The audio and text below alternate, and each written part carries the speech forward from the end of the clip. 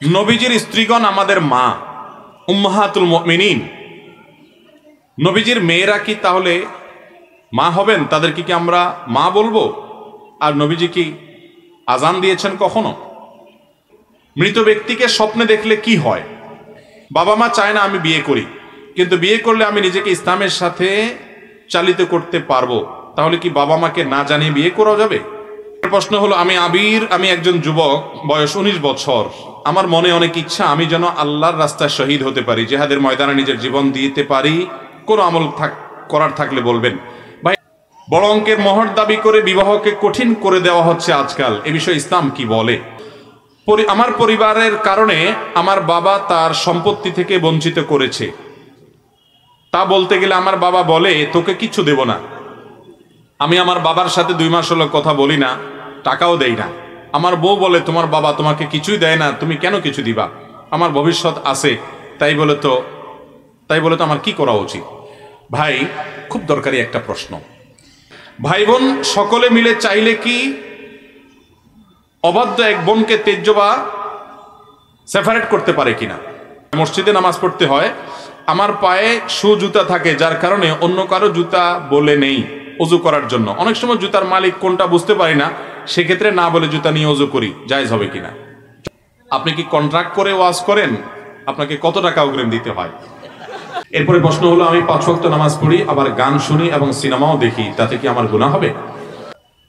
বেতন কম, সেজন্য জন্ম নিয়ন্ত্রণ করা জায়েজ হবে কিনা?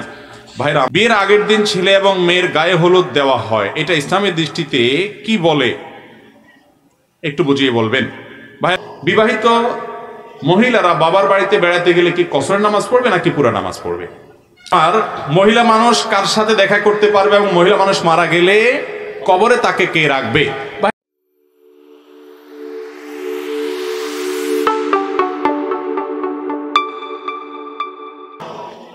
নবীজির স্ত্রীগণ আমাদের মা, উম্মাহাতুল মুমিনিন।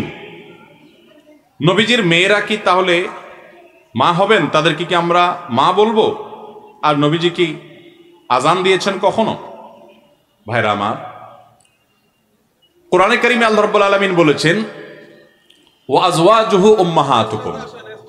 নবী করিম সাল্লাল্লাহু আলাইহি সাল্লামের স্ত্রীগণ, পত্নীগণ, সহধর্মিণীগণ, তারা হলেন তোমাদের মা, তারা হলেন তোমাদের। নবী করিম সাল্লাল্লাহু আলাইহি সাল্লাম আমাদের জন্য আধ্যাত্মিক এবং রুহানি পিতা তুল্য, এবং তার স্ত্রীগণ হলেন আমাদের মায়ের মতো মর্যাদার দিক থেকে। শুধুমাত্র মর্যাদার দিক থেকে না, বিধানগতভাবেও।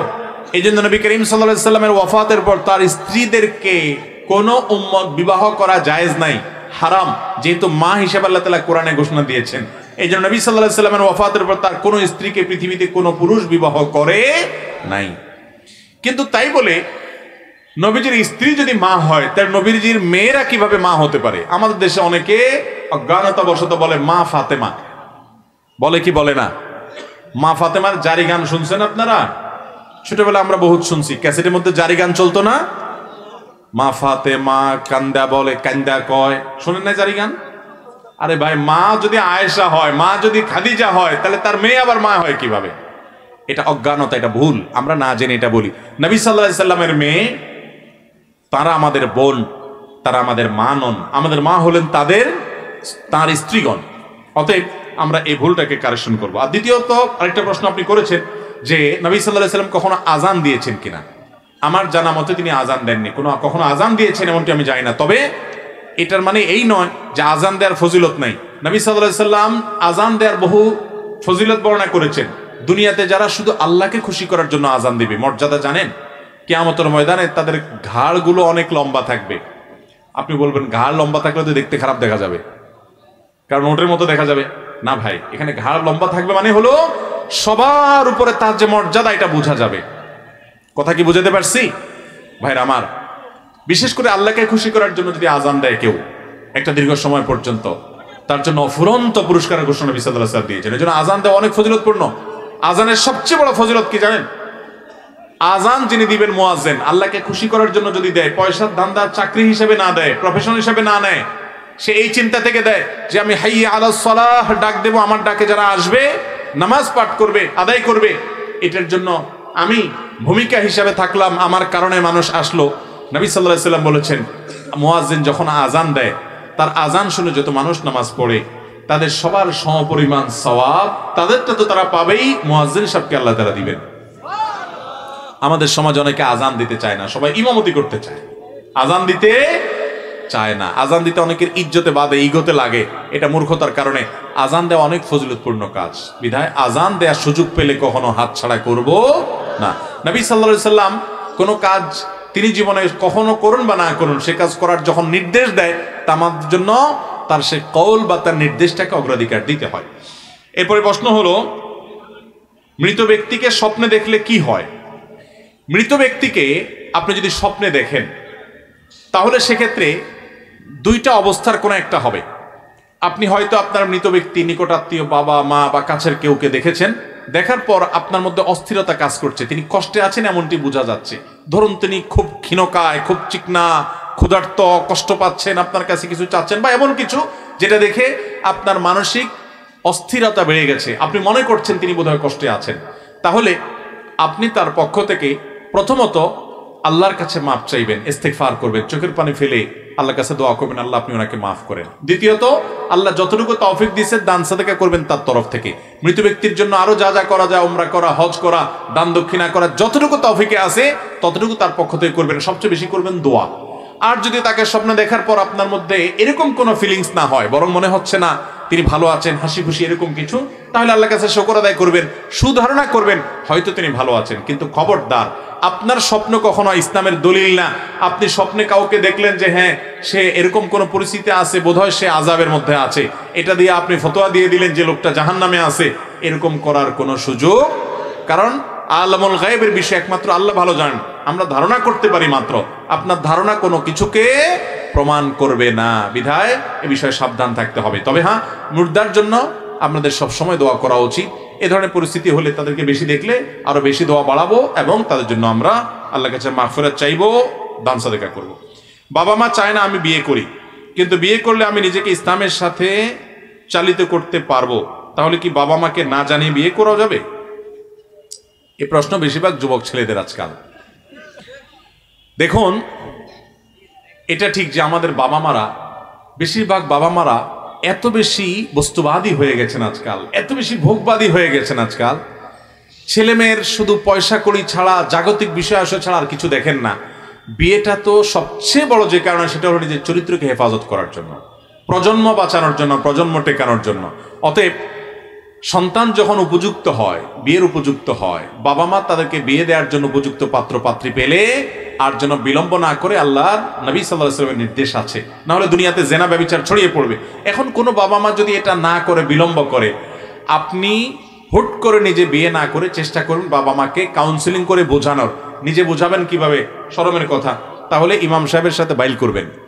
ইমাম সাহেবের সাথে বাইল করে ইমাম সাহেবের চা পানি খাওয়ায়া বলবেন, হুজুর আপনাকে একটা ডিউটি দিচ্ছি, আমার বাপকে তো চিনেন, ওনাকে একটু ফুসলায় ফাসলায় আল্লাহর ভয় দিয়া একটু কোনোভাবে রাজি করেন, হুজুরে বেশি করে চাইনিজ খাওয়াবেন, চা পানি খাওয়াবেন। আমি একবার ঢাকা একটা হোটেল উদ্বোধনে গেছি, বোধহয় পল্টনে, বেশ একটা বড় সড়ো হোটেল, ওটা উদ্বোধন অনুষ্ঠানে গেছি। এক যুবক তার বাপকে খপ করে হাত দিয়ে ধরে আমার কাছে নিয়ে আসছে। আমি তো অপ্রস্তুত হয়ে গেছি। আইসা বলতেছে, হুজুর ওই যে আপনি এক ওয়াজে বলছেন, এই যে আমার বাপরে ধরে নিয়ে আসছি, এক্ষণ বলে দেন। আমি তো টাস্কি খাই গেলাম, আরে সুবহানাল্লাহ, এই ছেলে বাপ কত মিশুক একজন আরেকজনের সাথে, যে নিয়ে আসছে।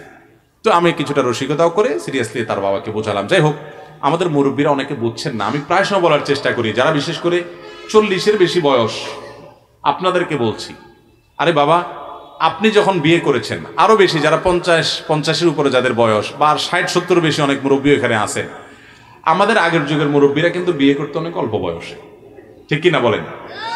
আপনারা এত অল্প বয়সে বিয়ে না করলেও চলতো, কারণ তখন ফেসবুক ছিল না, তখন ইউটিউব ছিল না, তখন হোয়াটসঅ্যাপ মেসেঞ্জার ছিল না, তখন স্মার্টফোন ছিল না, তখন আপনাদের এত ফিতনার রাস্তা ছিল না।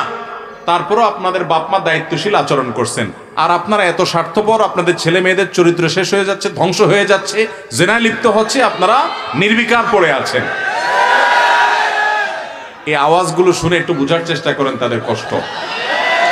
আল্লাহ তাআলা আমাদের মুরব্বীদেরকে হেদায়েত দান করুন।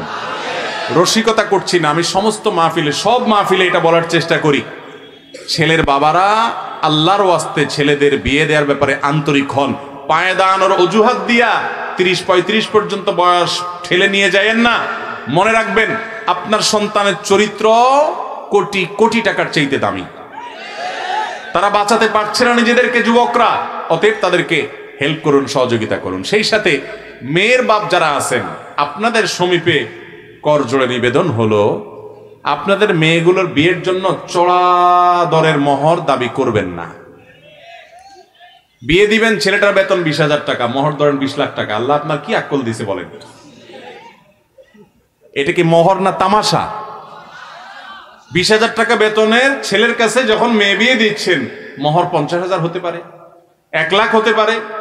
এই ছেলেকে 20 লাখ টাকার মোহর, 30 লাখ টাকার মোহর যে চাপায় দিচ্ছেন, এটার মানেটা কি? অসৎ উদ্দেশ্য। যদি বিয়ে ভেঙে যায় তাহলে 30 লাখ টাকা আদায় করব, এটা একটা বাণিজ্য বানায় ফেলছে মেয়ের বাপরা। ইন্না আযমান নিকাহি বারাকাতান আইসারুহা মাউন হাদিসে আসছে, যে বিয়েতে খরচ বিশেষ করে মোহর যত কম থাকে সেটাতে আল্লাহ বরকত তত বেশি দেয়। আমাদের বাপ চাচাদের বিয়ের মোহর কত ছিল জিজ্ঞেস করেন তো? 2 টাকা, 5 টাকা, 10 টাকা। আপনি বলবেন তখনকার 10 টাকা, তখনকার 10 টাকা এখনকার 10 লাখ টাকা সমান তো না। এই মোহর ছিল। বিয়েগুলোকে টিকছে না, সব ভেঙে খান খান হয়ে গেছে। শুধু টিকে নাই, সুপারগুলো আঠার মতো মহব্বত লেগে আছে। আর এখন 20 লাখ, 30 লাখ, 40 লাখ, 50 লাখ মোহর ধরেন, কোনো লাভ নাই। আরো কয়েক বছর আগে জাতীয় দৈনিক বলছে প্রতিদিন ঢাকা শহরে 39টা বিবাহ ভাঙে, ভেঙে সব টুকরা হয়ে যাচ্ছে, মেড ইন চায়না হয়ে গেছে সব ভালোবাসা। অতএব মোহরের বড় ফিগার কখনো সংসার টেকাতে পারে। মেয়ের বাবারা এই অসততার পথ পরিহার করবেন। পয়সাওয়ালা ছেলে খুঁজবেন না। ফজরের নামাজে জামাতে কোন যুবক হাজির হয় নিয়মিত, নামাজ লম্বা লম্বা কেরাত দিয়ে কোন যুবক পড়ে, কোন যুবক বিনয়ের সাথে চলাফেরা করে, এই যুবককে খুঁজে বের করেন। আল্লাহর কসম, কোটি কোটি টাকার মালিক যুবকের চাইতে এই যুবক অনেক শ্রেষ্ঠ। আপনার মেয়ের জীবনটাকে জীবন্ত জান্নাত করে দিতে পারে এ ধরনের যুবকের সঙ্গ। আল্লাহ আমাদের মেয়ের বাবাদেরকে হেদায়েত দান করুন, বুঝার তৌফিক দান করুন। তাহলে ভাই, মূল প্রশ্ন ছিল যে এখন বাপ মারে বাদ দিয়ে বিয়ে করবেন কিনা। আমি কিন্তু সে বুঝা বাজা জায়গায় আনছি যে বাপ মাকে বুঝায়া করেন, বাবা মার অবাধ্য যথাসম্ভব হতে যাবেন। হ্যাঁ, যদি এমন হয় যে আপনার চরিত্র হেফাজত করতে পারছেন না, আপনি আলহামদুলিল্লাহ প্রাপ্তবয়স্ক ছেলে, বাবা মা কোনোভাবে ইসলাম বুঝেই না, তাহলে সেক্ষেত্রে আপনি এটা করতে পারেন। কিন্তু তার আগে অবশ্যই বিচক্ষণ কোনো আলেমের সাথে ইন্ডিভিজুয়াল আপনার কেসটাকে ভালো করে বলে তার কাছ থেকে সমাধান নেবেন, তারপরে সিদ্ধান্ত নেবেন। কারণ আপনি বয়স কম হওয়ার কারণে, অনভিজ্ঞ হওয়ার কারণে এমন কোনো জায়গায় পা দিয়ে ফেলতে পারেন যেটা আপনার বিপদ ডেকে আনবে। বিধায় খুব সাবধানে পা ফেলতে হবে। আল্লাহ কোরআনে অভিভাবকদেরকে নির্দেশ করেছেন, ও আনকিহু, তোমরা তোমাদের অধীনস্থদেরকে বিয়ে দাও। আল্লাহ তাআলা নির্দেশ করেছেন। পয়সা নাই, পায়ে দাঁড়ানোর কথা বলছেন। আল্লাহ তাআলা আয়াতে শেষেও বলে দিয়েছেন, ইউগনিহিমুল্লাহু মিন ফাদলি, আল্লাহ আপন অনুগ্রহে ওদের পয়সার ব্যবস্থা করে দিবেন, ওদেরকে না খাওয়াইয়ে মারবেন না, অতএব বিয়ে দাও। আমাদের বাপ চাচা মুরব্বীরা যারা ছিলেন, শতকরা 5 জন তথাকথিত পায়ে দাঁড়ায় বিয়ে করেন নাই। বাপে বিয়ে করাইছে, ওই সংসারে একসাথে চলছে। ঠিক না ভাই? ঠিক। তাদের সংসার টিকেছে। অতএব বাবা মা তাদের দায়িত্ব পালন করবেন। এরপর প্রশ্ন হলো, আমি একজন যুবক, বয়স 19 বছর। আমার মনে অনেক ইচ্ছা আমি যেন আল্লাহর রাস্তায় শহীদ হতে পারি, জিহাদের ময়দানে নিজের জীবন দিতে পারি। কোনো আমল করার থাকলে বলবেন। ভাই, এর জন্য আল্লাহর কাছে দোয়া করবেন। আর জন্য আল্লাহর কাছে কি করবেন? দোয়া করবেন। যে কোনো ইমানদার জীবন যেহেতু যাবেই, তো আমি আল্লাহর রাহে যেন জীবন দিতে পারি, আল্লাহ যেন আমাকে শাহাদাতের মৃত্যু দিতে পারে, সেই তামান্না আকাঙ্ক্ষা ইমানদারের মধ্যে অবশ্যই থাকতে হবে, সবার মধ্যে থাকতে হবে। আল্লাহ তাআলা আমাদের সবাইকে সে মর্যাদাপূর্ণ মওত নসিব করুন। আমি প্রায় সময় বলার চেষ্টা করি, আমাদের দেশে বাবা বা মা মারা যাওয়ার পরে ভাই হিসাবে বোনের হক পাই পাই করে কোরআন বর্ণনা অনুযায়ী বুঝাই দিয়েছেন, এরকম মায়ের পুত খুব কম আছে। আপনাদের মধ্যে কয়জন আছেন হাত তোলেন দেখি? বাবা মারা গেছে, মা মারা গেছে, বোনের হক বুঝাই দিয়েছেন, হাত তোলেন দেখি কয়জন আছেন? দেখেন, হাত কিন্তু উঠছে না। অনেকেরই বাবা মারা গেছেন, মা মারা গেছেন, হাত কিন্তু উঠছে না। খুব ভালো করে শুনে রাখেন, ভালো করে শুনে রাখেন। রাস্তায় যদি দাঁড়ায় ডাকাতি করেন পিস্তল হাতে নিয়া, ছুরি দিয়া, এতে গুনাহ হবে। ডাকাতি ভয়াবহ অপরাধ। আপনি যদি চুরি করেন আর জন্য হক মেরে খান, এতে অপরাধ হবে। অন্যের হক মেরে খেলে যে অপরাধ হয়, ভালো করে শুনে রাখেন। বাবা মায়ের সম্পদ থেকে বোনকে যেভাবেই হোক বঞ্চিত করছেন, হক দেন নাই, অপরাধ তার চাইতে বেশি হবে। কেন বেশি হবে জানেন? কারণ এখানে আত্মীয়, রক্ত সম্পর্কীয় আত্মীয়ের সাথে যেখানে সুসম্পর্ক বজায় রাখা দরকার, সেখানে উল্টা তাকে আরো অধিকার থেকে নষ্ট করেছেন, বঞ্চিত করেছেন, তার অধিকারকে খর্ব করেছেন। এর জন্য আপনার আল্লাহর কাছে জবাব দিয়ে আরো বেশি করতে হবে। আমি একটা কথা প্রায় বলার চেষ্টা করি, এদেশে যত জমি জমা আছে, জমির দলিল নিয়ে যদি ঘাটাঘাটি করেন আপনারা, তাহলে আপনাদের অভিজ্ঞতা হবে। এবং এটা নিয়ে একটা জরিপও হয়েছে যথাসম্ভব, এটা গবেষণাও আছে। এই দেশে ল্যান্ডের মালিকানা দেখবেন মেয়েদের নাম খুঁজে পাবেন না। আপনি কয়টা জমিতে মেয়েদের নাম পাবেন, দলিলে দেখবেন সব ছেলেদের নাম। ব্যাপারটা কি? ব্যাপার হলো ভাইরা বোনদের হক মেরে খাওয়ার জন্য জাল হাদিস বানাইছে। বলে যে বাবার বাড়ির সম্পত্তি মেয়েরা নিলে তাদের এটা সয় না। শুনছেন আপনারা জাল হাদিস? বাবার বাড়ির সম্পদ খেয়ে ছেলে বড়লোক হয়ে যেতে পারবে, কিন্তু বোনকে দিবে না। এই 2 নম্বরে আমরা অনেকে করি কি করি না? অনেকে আবার এইটা করে না, একটু কৌশল করে। কৌশলটা আমি বলি। কৌশলটা হলো, ধরেন বাবা মারা গেছে, মা মারা গেছে, বোনদেরকে ডাকে ভাইরা। এটার নাম আমি দিছি বাটপার ভাই। এই বাটপার ভাইরা ডেকে বলে, এখন বোন দেখো, বাবা তো যা রেখে গেছে দেখছো, বাবার জন্য অনেক পয়সা করে আমি খরচ করা লাগছে, অসুখ বিসুখ ছিল, আর তোমাদেরকে তো বিয়ে শাদী দিছি, সামনেও দেখাশোনা করা লাগবে, বোন বাগিনা আসো। এখন তোমাদের তো এখানে কোরআন হাদিস অনুযায়ী আপনার হক আছে। মৌলভী সাহেব বলছে যেটা দিতে হবে, আল্লাহ কোরআনে বলছেন ফরিদাতুম মিনাল্লাহ, আল্লাহর নির্ধারণ, এটা দিতে হবে। এখন তোমরা কি বলো?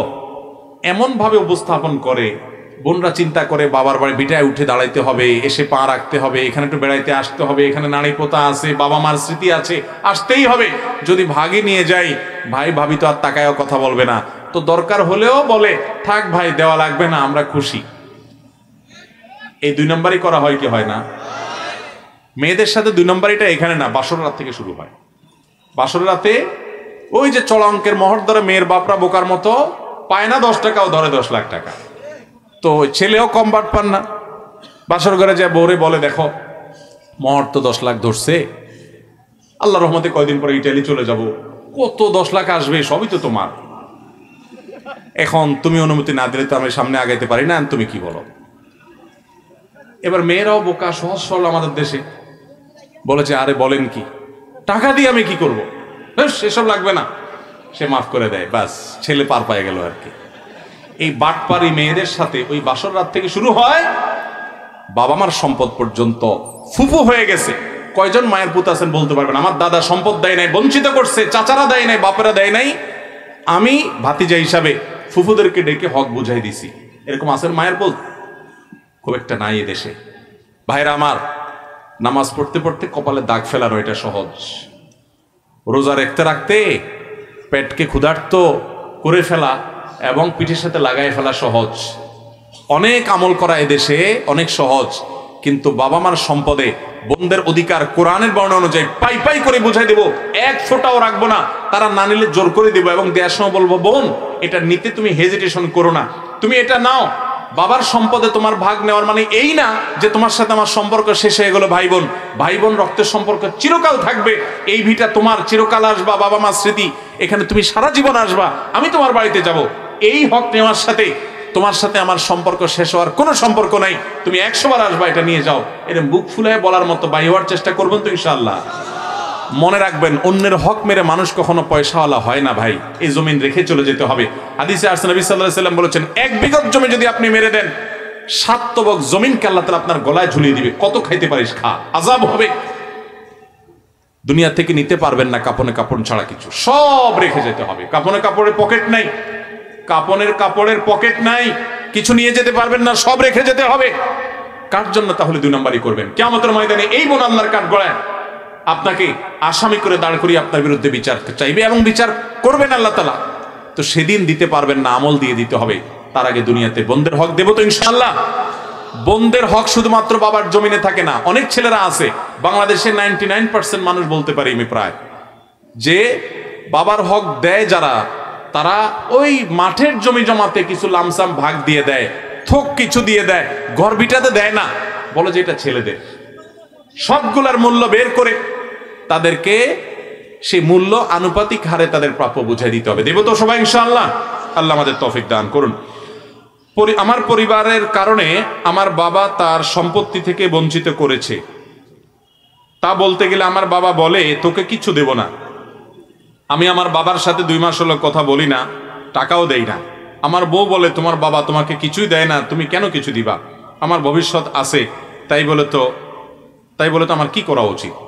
ভাই খুব দরকারি একটা প্রশ্ন, এখানে বাবাও অপরাধে লিপ্ত, আপনার স্ত্রী অপরাধে লিপ্ত। আপনাকে সাবধান হতে হবে, কারণ আপনার বাবা তার সম্পদ থেকে যদি আপনাকে বঞ্চিত করে, আমাদের দেশে অনেক বাবা তেজ্য পুত্র করে, আছে না? আমাদের দেশে প্রচলিত আইন এটার ভিত্তি থাকলেও ইসলামী শরিয়ার দৃষ্টিকোণ থেকে কোনো বাবা কোনো মা সন্তানকে তেজ্য পুত্র করতে পারে না, অর্থাৎ রাগ করে অভিমান করতে পারে কিন্তু সম্পদ থেকে বঞ্চিত করতে পারে না। এটা আল্লাহর নির্ধারণ। আল্লাহ বলেছেন লা তাদরুনা আইয়ুহুম আকরাবু লাকুম নাফা আবাউকুম ওয়া আবনাউকুম লা তাদরুনা আইয়ুহুম আকরাবু লাকুম নাফা। তোমাদের বাবা তোমাদের সন্তান কে তোমাদের বেশি উপকারে আসবে তোমরা জানো না। ফরিদাতাম মিনাল্লাহ। কোরআনে আল্লাহ তাআলা মিরাসের যে আয়াত দিয়েছেন, কোরআনের সবচেয়ে বড় আয়াত কোনটা জানেন? কোরআনের সবচেয়ে বড় আয়াতন আয়াত কোনটা? মিরাজ সম্পর্কিত আয়াত, অর্থাৎ সম্পদের বন্টন সম্পর্কে আল্লাহ তাআলা সবচেয়ে বড় আয়াত নাজিল করেছেন। একটা আয়াত শেষ করে আরেকটা আয়াত বলা মানে হলো একটা কথা বলে আল্লাহ থেমেছেন, দাঁড়িয়ে দিয়েছেন, এরপরে আবার নতুন করে কথা শুরু করেছেন। মিরাজ বন্টনের বিষয়টা এত গুরুত্বপূর্ণ, দাড়িহীন ভাবে বিরামহীন ভাবে কমা ছাড়া পুরো আয়াত দিয়ে বিস্তারিত বিবরণ দিয়ে তারপরে আল্লাহ তাআলা থেমেছেন, সবচেয়ে বড় আয়াত নাজিল করেছেন, যাতে করে পরিত্যক্ত সম্পদ বন্টনে কোনো প্রকার জুলুম করা না হয়। অনেক বাবা মা আছেন, একটা ছেলে আমাকে বেশি দেখছে তাকে বেশি দিলাম, আর এটা দেখে নাই তাকে দিলাম না বা তাকে বঞ্চিত করলাম, জায়েজ হবে না। এক সাহাবী নবী সাল্লাল্লাহু আলাইহি ওয়াসাল্লামের কাছে এসে বলছেন, ইয়া রাসূলুল্লাহ আমার একটা ছেলেকে এটা দিছি। নবী সাল্লাল্লাহু আলাইহি ওয়াসাল্লাম বলেছেন, তোমার তো আরো আছে সন্তান আমি জানি, তাদেরকে দিয়েছো? বলে না দেই নাই। বলে যাও ইত্তাকুল্লাহ, আল্লাহকে ভয় করো, ওয়াদিলু বাইনা আওলাদিকুম, সন্তানদের মধ্যে সমতা বজায় রাখো, দেওয়ার ক্ষেত্রে সমান হারে দিতে হবে। অনেক বাবারা আছেন মনে করেন যে আমার ছেলে সম্পদও আমার, আমি যাকে ইচ্ছা তাকে দেবো, যাকে ইচ্ছা দিব। জীবনা জিনা, আপনার সম্পদের বন্টন নীতিমালা আল্লাহ বলে দিয়েছেন। এক্ষেত্রে সন্তানের প্রতি বৈষম্য করলে সেটা গুনাহ হবে। কিন্তু ভাই যিনি প্রশ্ন করেছেন, আপনি এর জন্য বাবার প্রতি অবিচার করবেন না, আপনি তার খরচা দিবেন এবং তার প্রতি সদাচরণ করবেন।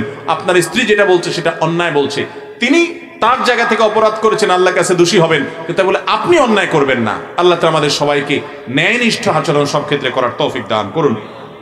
ওয়াবিল ওয়ালিদাইনি ইহসানা, মা বাবার প্রতি ইহসান করতে হবে, আপনি তাদের প্রতি জুলুম করতে পারেন না। তিনি জুলুম করছেন, তিনি আল্লাহর কাছে জবাবদিহি করবেন, আপনার দায়িত্ব আপনি পালন করে যাবেন। ভাই বোন সকলে মিলে চাইলে কি অবাধ্য এক বোনকে তেজ্য বা সেপারেট করতে পারে কিনা? একটু আগে যেটা বললাম, বাবা মাই যদি সন্তানকে তেজ্য করতে না পারে, কোনো ভাই বোনের এই অধিকার নাই যে আমাদের ভাইদের মধ্যে একটা খারাপ অথবা বোনদের মধ্যে একটা বেলাইনে আছে, বেড়া আছে, তাহলে বাবা মার সম্পদে তাদেরকে আমরা কিছু দিব না, তাদেরকে তেজ্যপুত্র করব, এই রাইট নাই।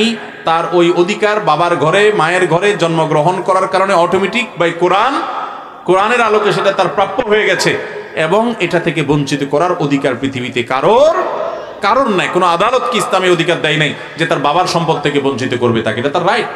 সে অন্যায় করেছে, সেজন্য অন্য কোনো পানিশমেন্ট তাকে দেওয়া যেতে পারে বা সংশোধনের জন্য উদ্যোগ নেওয়া যেতে পারে, তাই বলে তার বাবার সম্পদ থেকে তাকে বঞ্চিত করতে পারবেন না।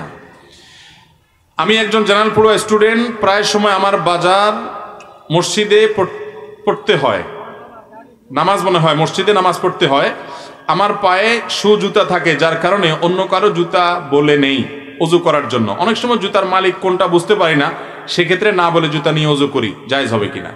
চমৎকার একটা প্রশ্ন। বিশেষ করে শু টু যারা বেশি পরেন, কেটস ইত্যাদি পরেন, পরে মসজিদে যান যারা, অনেক ভাইরা আছেন। এই ভাই তো আলহামদুলিল্লাহ ভালো যে তিনি মালিককে জিজ্ঞাসা করে নেন, অনেকে আছে জিজ্ঞেস করি নাই, এই শীতের সময় নিজের জুতাটা বুঝাতে চায় না, চামড়ার জুতা, ওইটা আস্তে করে রেখে আরেকজনের প্লাস্টিকেরটা নিয়ে ওযু করে চলে আসে, আছে না নাই? এগুলোকে আমরা মনে করি খুব ছোট ছোট বিষয়, তো কি হবে এতে? ভাই এই ছোট ছোট বিষয়গুলো কি আমাদের মধ্যে অনেক বড় বড় ফাঁড়া হয়ে উঠতে পারে। যেই লোকের জুতা ভিজাইলেন, ওই ভদ্রলোক জুতাটাকে শুকনা রাখছে, নামাজ পড়ে বের হয়ে যখন পাও দিয়া সেট করে দেখবে যে তার জুতাটা ভিজা, তার মনে কষ্ট হবে কি হবে না? সাথে সাথে তার একটা কষ্ট লাগবে কি লাগবে না? এই জুতাটা তার অধিকার, আপনি তার অনুমতি ছাড়া এটাকে ভিজায় না সব সবা করে রেখে দিলেন, আর বেচারা ওই জুতা পায়ে দিয়া তার কষ্ট হলো, মনে কষ্ট হলো, তাহলে এটা জায়েজ নাই। লা ইয়াহিল্লু মাল ইমরি মুসলিমিন ইল্লা বিতিবি নাফসি, কোনো মুসলমানের সম্পদ তার মনের সন্তোষে ছাড়া আপনি ভোগ করতে পারবেন না। এজন্য ভাই হয় খালি পায়ে যায় আসেন, অথবা কেউ যাচ্ছে মাত্র স্যান্ডেল খুলে বা প্লাস্টিকের জুতা খুলে, তার কাছে অনুমতি নেন, ভাই আপনার জুতাটা পরে একটু উজু করে আসি, আশা করা যায় কেউ আপনাকে বাধা দিবে না, তখন আপনার জন্য এটা জায়েজ হবে। দেখতে অনেক ছোট বিষয় মনে হয়, হাইয়্যানা ওয়া হুয়া ইনদাল্লাহি আযীম, এ ধরনের বিষয় সম্পর্কে আল্লাহ বলেছেন কোরআনে। কারোর উপরে কিছু করা, কারোর হক নষ্ট করলেন, কারোর উপরে একটা কটু কথা রটাই দিলেন, এরকম ছোট জিনিস মনে করতেছেন, আল্লাহর কাছে এটা বিশাল বড় ব্যাপার। বিধা ভাইয়েরা সাবধান থাকবো। এরপরে প্রশ্ন, আপনি কি কন্ট্রাক্ট করে ওয়াজ করেন? আপনাকে কত টাকা অগ্রিম দিতে হয়? মেজবা ভাই কত টাকা দিচ্ছেন অগ্রিম? দেন নাই ভাই। আলহামদুলিল্লাহ, আমি কোনো আর এক নম্বর কথা হলো, আমি ওয়াজ মাহফিলের মানুষে না। আমাকে ধরে মানুষ মাহফিলে টেনে আনছে, আমি এই জগতের লোক না। কারণ এই যে সুর টুর দিয়ে কথা বল, সুর আমার গলায় অনেক আছে মাশাআল্লাহ, কিন্তু আমি দিতে পারি না এটা মানুষের সামনে। যাই হোক, এটা আমার দুর্বলতা, অযোগ্যতা। তো আলহামদুলিল্লাহ, আমাদেরকে মাহফিলের দাওয়াত দিয়ে অগ্রিম টাকা দিয়েছেন এরকম মায়ের পুত মনে হয় খুঁজে পাওয়া যাবে না একটাও। কারণ একবার আমার মনে আছে, এক আল্লাহর বান্দা সম্ভবত কক্সবাজারে, সে আমার মাহফিলের জন্য বহু তর্ণবর্ণ করছে। মাদ্রাসায় পড়ে ছেলে মানুষ, আমি চিনি। তো আমি বললাম ঠিক আছে, তুমি যদি দায়িত্বশীল হও, আমাদের মাহফিল আবার আমি কন্ট্যাক্ট করি। ভাই ভুল হয়েছে, কন্ট্যাক্ট করি না বললে, কন্ট্যাক্ট করি, কিন্তু আমার কন্ট্যাক্টটা একটা ফরমে। মেজবাবের সাথে কন্ট্যাক্টের সম্পর্ক নেই, এটা ভিন্ন। বাকি আমাদের মাহফিলের দাওয়াত নিতে হলে একটা ফরমে সই করে ফরম জমা দিতে হয়। সেখানে 12-14টা শর্ত দেওয়া আছে। এই শর্তগুলোর ভিতরে একটা হলো, আমরা যদি সেখানে খেতে হয় যেন হালাল খানা হয়, আমাদের মাহফিল যেন গভীর রাত পর্যন্ত না হয়, মাইক যেন অনেক দূর পর্যন্ত গিয়ে অন্যদের কষ্টের কারণ না হয়, মাহফিলের আমার নামের আগে যেন আন্তর্জাতিক ক্ষতি সম্পন্ন এই সমস্ত আজেবাজে কথা না লেখা হয়, আমার নাম বলার সময় যেন সুনির্দিষ্ট শব্দ ব্যবহার করবে, পরিচয় উল্লেখ করবে, ফালতু কথা যেন বলে না হয়। এরকম অনেকগুলো শর্ত দেওয়া আছে। এই শর্তগুলো মেনে যদি মাহফিল করতে রাজি হন তো সই করে জমা দিয়ে যান, আমরা সুযোগ পাইলে দেব। আলহামদুলিল্লাহ, আমরা এই শর্তগুলো দেই। তো ওই যে ছেলে কথা বলছে, সেই ছেলে কোন জায়গা থেকে নাকি 10,000 টাকা নিছে। আমার অফিসের লোকজন এটা শুনতে পারছে, পাওয়ার পরে বলছে তোমার মাহফিলই ক্যান্সেল। আগে ওই টাকা দেওয়ার পর মাহফিল কর্তৃপক্ষকে ফোন করে আসুনা ফাউন্ডেশন অফিসে শিওর করতে বলো যে আমরা টাকা ফেরত পাইছি। পরে আলহামদুলিল্লাহ তারা ফোন করে আমাদেরকে বলছে, ভাই ওই ছেলে টাকা নিতে চায় না, আমরা জোর করে দিছি যে যদি না আসে হুজুর আবার। আমি বলছি, আমি যদি কোথাও ওয়াদা দিয়ে থাকি, আমার লাশ হলো সেখানে যাবে। যদি আমি লাশ তো আর মরে গেলে বাঁচবে না, আমার দেহ শেষ মুহূর্ত হলো সেখানে যাবে ইনশাআল্লাহ। আমি ওয়াদা খেলাপ কখনো করি না আলহামদুলিল্লাহ। কিন্তু এর মানে এই না যে আপনি আমাকে টাকা পয়সা দিয়ে কিনতে হবে, তখন ওই টাকা ফেরত দিয়ে তারপর আমি গেছি। যাই হোক, এটা বোঝার জন্য বলা, এটা আমরা করি না। এবং আল্লাহর অনেক বান্দারা 50,000 1 লাখ টাকা দেন, আবার অনেকে 5,000 টাকা দেন। এক জায়গায় একজন 6,000 টাকা দিচ্ছে, এক জায়গায় 1 টাকাও দেয় নাই, উঠে গাইতে পাঠিয়ে দিয়ে দিচ্ছে। এরকম বহুত হয় আলহামদুলিল্লাহ। এটা যেহেতু প্রশ্ন আসছে, কোন ফাঁকে যে প্রশ্ন ঢুকাই দিয়েছেন আল্লাহ জানে, এটা তো আমি দেখলে পড়তাম না। যাই হোক, কারণ এর বেদরকারি প্রশ্ন, এটা কোনো দরকারি প্রশ্ন না, তারপরেও কোনো ফাঁক দিয়ে মনে হয় চলে আসছে। তারপরে বিষয়টা ক্লিয়ার করলাম। ভাই আমাদেরকে মাহফিলের জন্য কোনো অগ্রিম তো দিতেই হয় না, কোনো কন্ট্রাক্ট না। কন্ট্রাক্ট আছে হলে ওই যে লিখিত চুক্তি, কিছু শর্ত মেনে চলতে হয়। তারপরে ভাই নিজেকে দুধের দোয়া বলি না, আমরা নিজেরা দুধের দোয়া বলি না, ফেরেশতা বলি না। ভাই মানুষের সামনে কথা বলা, মিডিয়ার সামনে কাজ করা, এটা বড় কঠিন একটা কাজ। ইখলাস শুধুমাত্র আল্লাহকে খুশি করার জন্য করা, এটা বড় কঠিন হয়ে গেছে ভাই, বহু কঠিন হয়ে গেছে। আপনাদের কাছে দোয়া চাই, আল্লাহ রাব্বুল আলামিন আমাকে এবং এদেশে যে সমস্ত উলামা ইকরাম দাওয়াতের ফিল্ডে কাজ করছেন, আল্লাহ তাআলা আমাদের সবাইকে শুধুমাত্র আল্লাহকে খুশি করার জন্য ইখলাসের সাথে, শুধুমাত্র আল্লাহর সন্তুষ্টি এবং জান্নাত লাভের আশায় মানুষের হেদায়েতের উদ্দেশ্যে আমাদেরকে কথা বলার, ওয়াজ করার, দাওয়াতের কাজ করার তৌফিক দান করুন। ইখলাস সোনার হরিণ হয়ে গেছে ভাই। আমি দোয়া চাই, আমাদের ভাইদের জন্য দোয়া করবেন ইনশাআল্লাহ। এরপরে প্রশ্ন হলো, আমি 5 ওয়াক্ত নামাজ পড়ি, আবার গান শুনি এবং সিনেমাও দেখি, তাতে কি আমার গুনাহ হবে?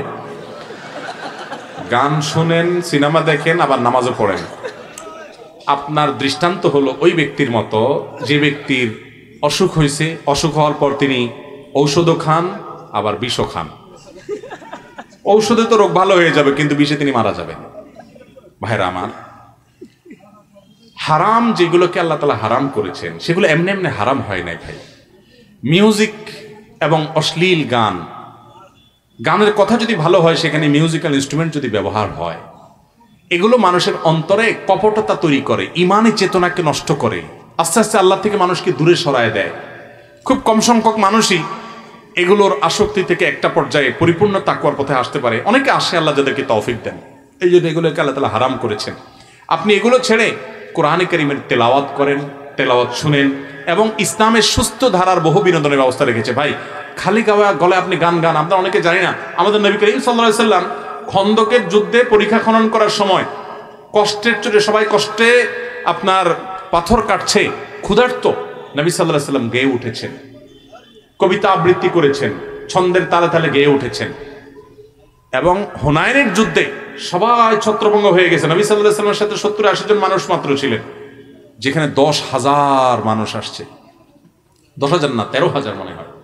যাই হোক, সেখানে মাত্র 70-80 জন আছে, আর বাকি সব ছত্রভঙ্গ হয়ে গেছে। আর প্রতিপক্ষ শত্রু তার চেয়ে কয়েক গুণ বেশি। ভয়ের একটা জায়গা। নবী সাল্লাল্লাহু আলাইহি ওয়াসাল্লাম তখন কবিতা আবৃত্তি করেছেন, আনান নাবিয়্যু লা কাযিব আনা ইবনু আব্দুল মুত্তালিব, গেয়ে উঠেছেন। ভাইরা আমার, আমাদের শ্রমিক ভাইরা দেখবেন কষ্টের কাজ করলে গান ধরে, খেয়াল করছেন? গীত ধরে না? এটা কিন্তু ন্যাচারাল একটা বিষয়। নবী সাল্লাল্লাহু আলাইহি ওয়াসাল্লাম মসজিদে নববী নির্মাণের সময় কষ্টের কাজ, পাথর টানাটানি কাজ এবং খন্দকের যুদ্ধে, হুনাইনের যুদ্ধে গেয়ে উঠেছেন। খালি গলায় আপনি গান গান, দেশের গান, সমাজের গান, বাবা মায়ের গান, আল্লাহর গান, রাসূলের গান, যে গানের কথাগুলোর ভিতরে ভালো কিছু আছে, কিন্তু মিউজিক্যাল ইনস্ট্রুমেন্ট ব্যবহার করলে সেখানে শয়তান আপনার মনকে দখল করে, আপনি টেরও পান না, আস্তে আস্তে অন্তরে কপটতা তৈরি হয়। এই জন্য কিছুদিন এটা বর্জন করে কোরআনের পথে এসে দেখেন, আপনি নিজে অনুভব করবেন ইনশাআল্লাহ। সেই সাথে চোখের জেনা। সিনেমাতে কি দেখেন ভাই? বলে যে সিনেমাতে আপনার এক ভিলেন ভাই কোন একটা টেলিভিশন অনুষ্ঠানে আমার সাথে গেস্ট হিসাবে আসছিলেন। তো উনি প্রসঙ্গত বলতেছিলেন যে দেখেন, আমরা এই যে ভিলেনের অভিনয় করি, কেন করি? আমরা সিনেমাতে এগুলো করে মানুষকে দেখানোর চেষ্টা করি, দেখো ভিলেন সে যত শক্তিশালী হোক আর যত গুন্ডা পান্ডা নিয়ে যত যাই করুক, শেষ পর্যন্ত সিনেমার লাস্টে ফিনিশিংয়ে কিন্তু তার পতন হয় এবং নায়কের জয় হয়, সততার জয় হয়। এই কথাটা বোঝানোর জন্য আমরা সমাজে এই সিনেমা করি। সুবহানাল্লাহ বলবেন না? আমার কথা হলো, সিনেমা দেখে চুরি ছাড়ছে, চামারি ছাড়ছে, ডাকাতি ছাড়ছে, বাপমার অবাধ্যতা ছাড়ছে, ভালো হয়ে গেছে, এরকম একটা মানুষ দেখাতে পারবেন? আমি গত কয়েকদিন আগে দিনাজপুরে একটা মাহফিলে, অনেক গভীর গ্রামের মাহফিল শেষ করে যাচ্ছি। তো আয়োজক বগুড়ার মুফতি মনোয়ার ভাই, নাম করা আলেম, উনি আমাকে ফোন দিয়েছেন, দিয়া বলছেন, ভাই একটা সুসংবাদ শোনাই আপনার। বললাম, কি সুসংবাদ? হাদিয়াটা দিয়ে দিয়েছি, আমি চলে যাচ্ছি, আবার কি সুসংবাদ? তো বলো, সুসংবাদ হলো ভাই, আপনি বউ শাশুড়ি নিয়ে কথা বলেছেন এবং সেখানে প্রচুর মহিলা ছিলেন। এক বৃদ্ধা তার বাড়িতে যাওয়ার পর তার বৌমার সাথে তার দীর্ঘদিন কথাবার্তা নাই, আলাপ সালাপ নাই, ডা কুমড়া সম্পর্ক, ইউক্রেন রাশিয়া যুদ্ধের মতো, একজনের জন্য চেহারা দেখতে পারে না। বিশেষ করে বউয়ের প্রতি শাশুড়ি জুলুমটা করছে মূলত। তো এখন শাশুড়ি এখান থেকে কিছু কথা শোনার পর আল্লাহর ভয় আসছে, সে বাসায় গিয়ে বৌমাকে জড়ায় ধরে চোখের পানি ফেলে সব কিছু ভুলে গেছে এবং বলছে, আমি আর তোমার প্রতি অবিচার করবো না মা, বহু করেছি, তুমিও মাফ করো, আল্লাহ আমাকে মাফ করো।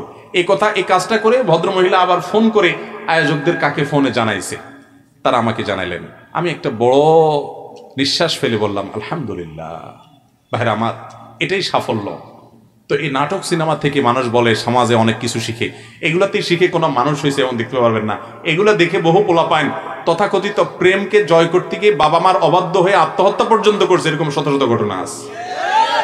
অতএব এগুলো ছেড়ে দেন, আল্লাহর ভয়, এগুলো হারাম। চোখের জেনা করবেন না। সিনেমাতে কি দেখেন? সারাদিন গান শুনেন, প্রেমের গান সম্পর্কে বাংলাদেশে একজন বড় আলেম মুফতি কাজী ইব্রাহিম হাফিজাহুল্লাহ, তার একটা উক্তি আছে, বড় চমৎকার উক্তি। তিনি বলেছেন, ফাক্কাল্লাহু আসরাহ, মুফতি সাহেব বলেছেন যে ভাই, এই যে অবৈধ প্রেম, 2 নম্বর সম্পর্ক, বিবাহবদ্ধ যেটা হয়, এটার আলটিমেট রেজাল্ট কি জানেন? আলটিমেট রেজাল্ট হলো জ্বালা পোড়া, অস্থিরতা, মনে হয় যে সুখ শান্তি হয় না। সুখ শান্তি ওই স্বামী স্ত্রী জামাই বই হয়, শেষ পর্যন্ত ওই জায়গায় হয় না। বলে প্রমাণ? উনি বলে, প্রমাণ হলো প্রেমের যত গান আছে, এটার নাম দিছে প্রেম। আমার প্রেম বলতে লজ্জা হয়, এটা বন্ডামি। কিসের প্রেম? প্রেম হলো স্বামী স্ত্রীর মধ্যে। এখানে হলো চটপটি খাওয়ার ধান্দা, ফুচকা খাওয়ার ধান্দা, ছেলেদের ফুসনষ্টি করার ধান্দা, নাম দিছে প্রেম। এটা কয়টা বিয়ে পর্যন্ত গড়ায়? সব 2 নম্বরই। কয়েকটা মেয়ের সাথে বদমাইশিতে লিপ্ত, এদিকে হুজুররা এসে বলে, হুজুর মহিলা মাদ্রাসার একটা মেয়ে দেখবেন আমার জন্য। আমি বহুত ছেলেকে এরকম দেখছি, যে হাব বাবা এরকম ব্যক্তিগতভাবে চিনি, তখন সাবধান করি, কারণ বিয়ে করার সময় রাবিয়া বলছি খুঁজে আর দুনিয়ার কাম করে। যাই হোক, তো এই প্রেমের গান বলে যেগুলারে বলেন আপনারা, এগুলোর বেশিরভাগ দেখবেন যে জ্বলে গেল রে, পুড়ে গেল রে, শেষ হয়ে গেল রে, বাঁচাতে পারবে না কেউ, আমি মরে গেলাম রে, শেষ হয়ে গেলাম রে, ঠিক না? ওর ধ্বংস এমনি দুনিয়া থেকে হয়ে গেছে, আল্লাহর গজবের উপর এমনি নাজিল হয়ে গেছে। এই জন্য হারামে কখনো আরাম নাই। অতএব ভাইরা আমার, 5 ওয়াক্ত নামাজ যে ভাই পড়েন, তিনি মেহরবানি করে এই হারামগুলো ছেড়ে দেন, এগুলো করবেন না। বেতন কম, সেজন্য জন্ম নিয়ন্ত্রণ করা জায়েজ হবে কিনা? ভাইরা আমার, এই উদ্দেশ্যে যদি কেউ জন্ম নিয়ন্ত্রণ করেন যে আমার উপার্জন কম, এখন ছেলে হলে কি খাওয়াবো, তাহলে এটা হারাম। এই জন্ম নিয়ন্ত্রণ করা জায়েজ এই উদ্দেশ্যে জন্ম নিয়ন্ত্রণ করা জায়েজ না। আল্লাহ বলেছেন লা তাকতুলু আওলাদাকুম খাশিয়াতা ইমলাক নাহনু নারযুকুকুম ওয়া ইয়াহুম, নাহনু নারযুকুহুম ওয়া ইয়াকুম, তোমরা তোমাদের সন্তানদেরকে রিজিকের ভয়ে কি খাওয়াবে এই চিন্তায় হত্যা করবা না, ভ্রূণ হত্যা করবা না, খবরদার তোমাদেরকে এবং তাদেরকে আল্লাহ বলেছেন আমি রিজিক দান করব। ওমা মিন দাব্বাতিন ফিল আরদি ইল্লা আলাল্লাহি রিজকুহা, ধরা পৃষ্ঠে যত প্রাণী আছে রিজিকের দায়িত্ব কার? আল্লাহ। অতএব সন্তানকে এই উদ্দেশ্যে দুনিয়া থেকে আশা থেকে বঞ্চিত করবেন না, বা ভ্রূণ হত্যা করবেন না, বা জন্ম নিয়ন্ত্রণ করবেন না। হ্যাঁ, আপনার স্ত্রীর অসুস্থতা আছে, এখন পরিবেশটা অনুকূলে না, দুটা বাচ্চা হওয়া বা বাচ্চা হলে মুহূর্তে রাখার কেউ নাই, ধরার কেউ নেই, দুজনেই কাজ করেন, একটু জটিল একটু সময় নিতে চাচ্ছেন, বা কোনো অন্য যৌক্তিক কারণ আছে, তাহলে সেক্ষেত্রে আপনি অস্থায়ী জন্ম নিয়ন্ত্রণ করতে পারেন। বিয়ের আগের দিন ছেলে এবং মেয়ের গায়ে হলুদ দেওয়া হয়, এটা ইসলামের দৃষ্টিতে কি বলে একটু বুঝিয়ে বলবেন? ভাইরা আমার, বিয়ের অনুষ্ঠান উপলক্ষে আপনার গায়ে আপনি কি হলুদ দিবেন না মরিচ মাখবেন, এটা আপনার ব্যাপার। হলুদ মরুচ মশলা মাতৃ আর যা আছে সব ডলেন ভালো করে, কোনো অসুবিধা নেই। কিন্তু গায়ে হলুদ নামে যে অনুষ্ঠানটা আমাদের সমাজে হয়, আমি এটা নিয়ে অনেকে প্রশ্ন করেন, যেহেতু আমি এটা নিয়ে একটু পড়াশোনা করার চেষ্টা করছি। আপনি গুগলে গিয়ে গায়ে হলুদের ইতিহাস উৎপত্তি সম্পর্কে একটু জানার চেষ্টা করে সার্চ দিয়ে, আমি নিজে পড়েছি। বিশেষ করে আমাদের হিন্দু ভাই বোন যারা আছেন প্রতিবেশী, আমাদের পার্শ্ববর্তী দেশের, আমাদের দেশে হিন্দু ভাই বোন, তারা আমাদের প্রতিবেশী, আমাদের সাথে অবস্থান করেন, তাদের অনেকের ধর্মীয় বিশ্বাস অনুযায়ী হিন্দুদের অনেকগুলো ব্লগে গিয়ে আপনি দেখবেন, অনেকগুলো আর্টিকেল পাবেন, অনেকগুলো তাদের ধর্মীয় ওয়েবসাইটে আপনি পাবেন যে বিয়ের শুরুতে দুবলা ঘাস, তারপরে হলুদ, এগুলো কুলায় রেখে বিশেষ কিছু প্রক্রিয়া এগুলো ব্যবহার করলে দাম্পত্য জীবনের সুখী হয়। এটা তাদের বিশ্বাস, তাদের বিশ্বাস, এটা তাদের ব্যাপার। এটা একজন মুসলমানের বিশ্বাস হতে পারে? দাম্পত্য জীবনের সুখ শান্তির জন্য যে একটু আগে বললাম, সূরা ফুরকানের ৭৪ নম্বর আয়াতে দোয়া পড়বেন, রব্বানা হাব লানা মিন আজওয়াজিনা ওয়া যুররিয়াতিনা কুররাতা আয়ুন ওয়াজআলনা লিল মুত্তাকিনা ইমামা। আর অন্যান্য ভালো পদক্ষেপ নেবেন। ওই হলুদ মরিচ গায়ে মাখাইলে দাম্পত্য জীবনের সুখ হবে, এটা জীবনেও সঠিক না। তাহলে আমার ওই থিওরিতে আবার ফিরে আসেন। বুড়া মুরব্বী চাচা যারা আছেন এখানে, একজনও হলুদ মরিচ কিচ্ছু মাখায় নাই, শান্তিতে অনেক বেশি আছে আপনাদের যুবকদের চাইতে আজকাল। এত মহব্বত করেন এখন যুবকরা যুবতীদেরকে, মেসেজ দেন আই লাভ ইউ টু, এটা লেখেন সেটা লেখেন, প্রেমের চিঠি লেখেন, মেসেঞ্জারে মেসেজ লেখেন, ফোন করেন, হোয়াটসঅ্যাপে, আরে বাপরে বাপ, মেইল করেন, তারপরে চটপটি খাইতে নিয়ে যান, কাপড় একটা জায়গায় 10টা কিনে দিয়ে যান, তারপরে কয়েকদিন পরে ঠুস করে ভেঙে যায়। আর মুরব্বীরা যায় দেখেন সারা জীবনে সারা বছর একটা শাড়ি দিতে পারছেন বহুত কষ্টে, সকালে বাইরে হয়ে গেছে মুরব্বী কাজে, আর মুরব্বীর বউ মানে তখন তার মুরব্বী ছিল না, ইয়াং ছিল, কাজে আছে, দেখাও চেহারা দেখা দেখি হইতো না মুরব্বীদের সামনে। ওই রাত্রে সবাই শুয়ে গেলে একটু দেখা হইতো, ততক্ষণে হারিকেন বন্ধ, তারপরও তাদের সম্পর্ক অনেক সুনিবিড়। অতএব গায়ে হলুদের নামে যে সমস্ত অশ্লীলতা হয়, বিশেষ করে আজকাল কি হয়, একে তো বিশ্বাসগত ত্রুটি আছে, আর একটা হলো গায়ে হলুদ অনুষ্ঠান মানে হলো সবচেয়ে নোংরামি। মেয়েদের গায়ে হলুদ মানে ছেলেরা মাখামাখি ঢলাঢলি করবে, ছেলেদের গায়ে হলুদে মেয়েরা ঢলাঢলি করবে, এই যে নারী পুরুষের ঢলাঢলি এবং গান বাদ্যযন্ত্র। বিয়ে উপলক্ষে একটা কথা বলে রাখি, যারা বিয়ে করেন না, এখন অনেক যুবক ভাইরা গার্মেন্টস কর্মীরা আছেন বিয়ে করেন না, ভালো করে শুনে রাখেন। বিয়ে উপলক্ষে আজকাল একটা অনাচার, একটা অসভ্যতা, একটা জঘন্য অন্যায় অপরাধী সমাজে অনেক যুবকরা করে, সেটা কি জানেন? বিয়ে উপলক্ষে বিশাল বড় ব্যান্ড পার্টি ভাড়া করে আনে, ধুমধাড়াক্কা গানের আওয়াজে পুরো এলাকা থরথর করে কাঁপতে থাকে। এটা শুধু নাজায়েজ বা হারাম না, এটা রীতিমতো পশুকে হার মানানো একটা নোংরাম এবং অসভ্যতা। আপনার মনে চাইছে গান শুনতে, আপনি আপনার দরজা বন্ধ করে গান শুনতে শুনতে আপনি মরে যান, তাতে আমার কিছু আসে যায় না, কিন্তু আপনি আমাকে গান শুনতে বাধ্য করবেন, আমার কথাবার্তা বলতে অসুবিধা হবে, আমার ব্যক্তিগত জীবন ব্যাহত হবে, এটা কখনো গ্রহণযোগ্য হতে পারে না। ওয়াজ মাহফিলের আওয়াজও যেন মানুষের কষ্টের কারণ না হয়, তার জন্য আমরা সব জায়গায় কথা বলি।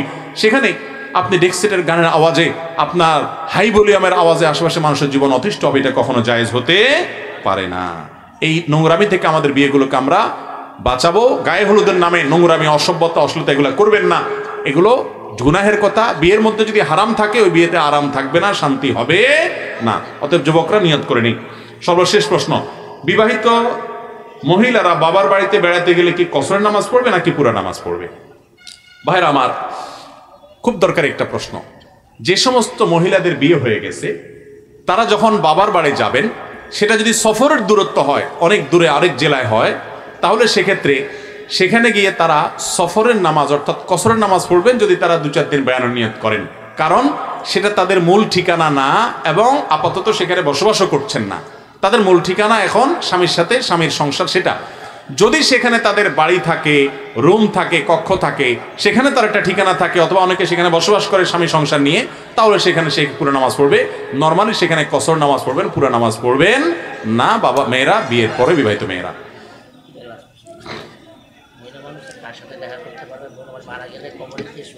ভাইরা আমার, মহিলা মানুষ কার সাথে দেখা করতে পারবে এবং মহিলা মানুষ মারা গেলে কবরে তাকে কে রাখবে? ভাইরা আমার, মহিলার মাহরাম যারা, তারা তাকে কবরে রাখতে পারে।